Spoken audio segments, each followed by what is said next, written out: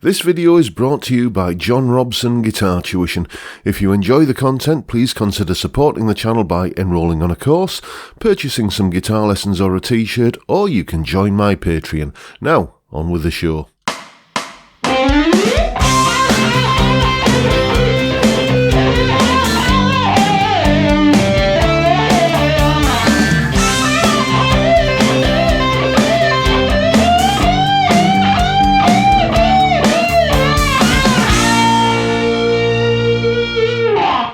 Hello chaps, welcome once again to John Robson Guitar Tuition. As always, I do hope you're well.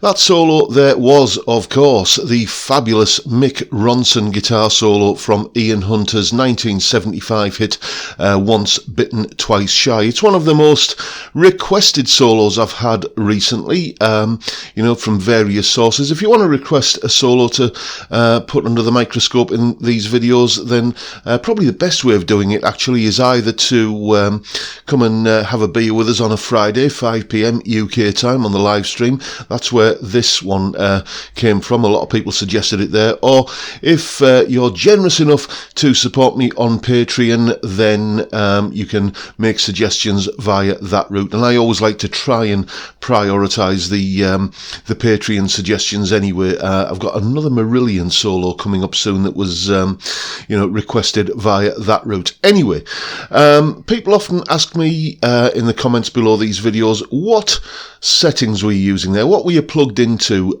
when you were recording that? So, in the interests of full disclosure, these were my settings as I was recording that solo. Okay, here we are inside Reaper. This is the Reaper project where I recorded that solo, and let's just take a look at my settings here. Those are the settings that I used to record it for the guitar tone. That is pretty much my regular go-to lead guitar preset that I've knocked together. The only difference is that I've added just this wah in here. I don't have an expression pedal, so all I did as I was recording, well, as I was listening to the playback, I didn't do it as I was recording, but on the mix down, I'm just moving this parameter backwards and forwards here just to simulate the wah pedal going up and the wah pedal going down. Basically, that's all I did to get that, and that was how the wah sound was created, and obviously that just then automates to a track envelope, and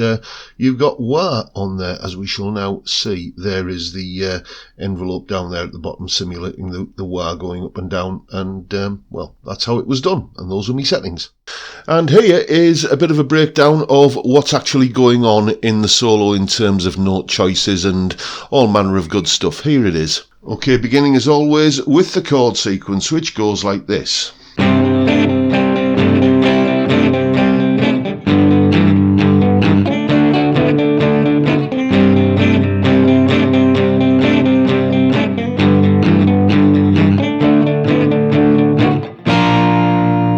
So as it comes out of that chord sequence, it kind of changes key and goes into B flat. But ordinarily, that would all kind of settle on a G chord, this kind of G thing like that, or just a straight G major chord. So G major is very much the overall feel of this, and that will kind of inform what we're doing in the solo in terms of note choices. But a bigger factor in the solo is basically just looking at the individual chord tones of each chord that we're playing over, and the major pentatonic of each of the chords. Basically, that's where we're kind of thinking here. So let's start having a look at some of these licks. Now, the first lick is probably both the most simple lick in the solo, in that it only really has two notes in it, and the most complex lick in the solo because of the rhythm. The rhythm of the lick is, well, it looks like this written down, and if you are adept at reading rhythm notation, then maybe you can get all that you need from that. But us mere mortals quite often need to break that down into some kind of count. We're based on semiquavers or 16th notes here, so that's going to be 1 E and a 2 E and a 3 E and a 4 E and so on. So what you could do with that is just map out the actual parts of that count, that basic rhythmic pulse, which actually have notes on them, and that would look like this. And then you could count your way through that rhythm and just tap the notes that actually, or the parts of them that actually have a note on them. And that'll kind of get you there, but I find it's much easier if you can find out a phonetic way of generating that rhythm, and that's what I've done here.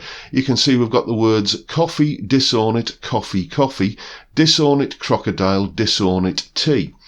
And if I just play that rhythm on, just say that rhythm actually, or that phrase, to a metronome. Here's a metronome here. You just have to make sure that each first syllable of each one of those words or phrases lands on the metronome click. So that would give you coffee, disown it, coffee, coffee, disown it, crocodile, disown it, tea. Like that. So that then gives you a pattern of sound that goes da da da da da da da da da da da da da da da da da da. That's the rhythm of the lick, and you can practice the rhythm of that lick. Just do it on a single note to begin with, like this.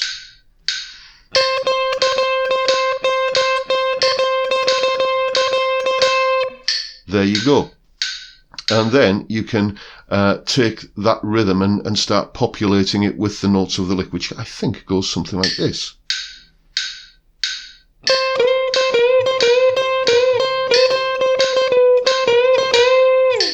Something like that from memory. Let's turn the metronome off. So that is the first lick in the solo, and just using a little bit of wah on there and getting it up to tempo, that will give you the first lick. After that lick, what we have then is we've arrived at a G chord now, and he just plays a descending G major arpeggio, starting with the B note at the 16th fret, on the 3rd string, 12th fret, 7th fret, and then open string. So that's B, G, D, G, and he puts like quite a wide vibrato on those notes, like that. And then we've arrived at the D chord, so we play a little D major pentatonic lick, like that. Now the next lick starts again over the C chord at the top of the chord sequence, and he uses a little bit of C major pentatonic here, which goes like this, like that. So there's your basic lick, and it plays 4 times through that. There we go. And if you count that lick in terms of the timing, it's 1 E and 2 E. So it's kind of lasting a beat and a half. It's the 1 E and A, then the 2 and the E from the second beat, which means that when it starts again, it starts halfway through the beat. This is a little trick called rhythmic displacement, which makes a lick sound good. Here is with a metronome. So get the count first of all. 2 E and a 3 E and a 4 E and you can hear how that lick is, kind of starting on and off the beat. It just kind of sounds like almost like it's tripping over itself, but in a good way. And rhythmic displacement, a great way of making a repetitive lick sound less boring, just and less repetitive, I guess.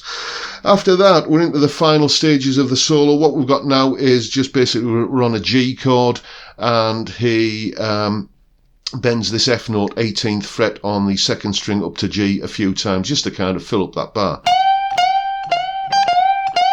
like that.